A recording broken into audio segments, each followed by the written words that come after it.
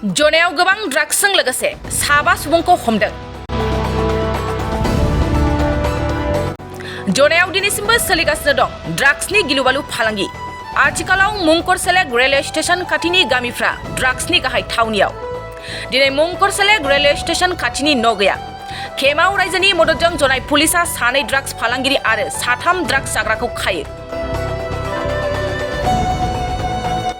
मिथिनो मोननाय बादिब्ला दिनै नगरिया खेमाव ड्राग्स फालांगिरि जामाल आली आरो रहिम खातुन मुंनि बिसि फिसायनिफ्राय साथाम लाइमोन सेंग्राफ्रा ड्राग्स बायबाय थानाय थासारियाव रायजोफोरनि मददजों जनाय पुलिसा ड्राग्स फालांगिरिखौ सोमोन्दो गोनां बिसि फिसायजों लोगोसे साथाम ड्राग्स जाग्राखौ खायो।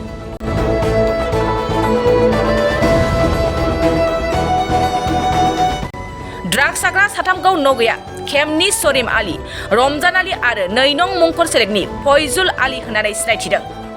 ड्राग्स फालांगिरिनिफ्राय गोबां बिबांनि ड्राग्स आरो ड्राग्स जाग्रा मुवा बोखांनो हायो। समीर आली घर को पोते गाँव नाम के नेपाली वस्तु नेपाली वस्तु जेटा ना करीम आली किती रुपये खायचं आहे किमान टवर किती आहे 500 টাকা हार पण রহিমা খাতুন জামাল তার ঘর খুব এই যে মসজিদের বিখালে তারপরে সদায় কিনি খাব নাকি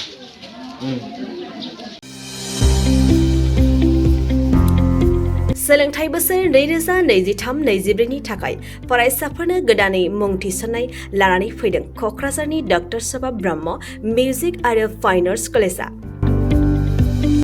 क'क्राझार सहरजों नांजाबनाय हाब्रुबारियाव थानाय बिटिआरनि गंसेल' डक्टर सभा ब्रह्म मिउजिक आरो फाइन आर्ट्स सरकारि कलेजआव दायो फरायसाफोरनि गोदानै मुं थिसननाया अनलाइननि गेजेरजों सोलिगासिनो। फरायसाफोरा क'क्राझार मिउजिक एन्ड फाइन आर्ट्स.in वेबसाइटआव थांनानै मुंखौ थिसननो हागोन। 12 थाखो उद्रिसारनाय फरायसाफोरा bachelor of fine arts, bachelor of music आयदानि थाखाय मुं थिसननो हागोन। बे सरकारि कलेजआव मोजां सोलोंथाइजों लोगोसेयैनो हौवासा हिन्जावसाफोरनि थाखाय आलादा आलादायै हस्टेलनि खाबुबो दं। गोसो गोनां फरायसाफोरा क'क्राझारनि डक्टर सभा ब्रह्म मिउजिक आरो फाइन आर्ट्स सरकारि कलेजआव गोदानै मुं थिसन्नोब्ला नैबे मबाइल नम्बर 9085292451 आरो 93654912557 आव थोंजों सोलाद लानो हागोन।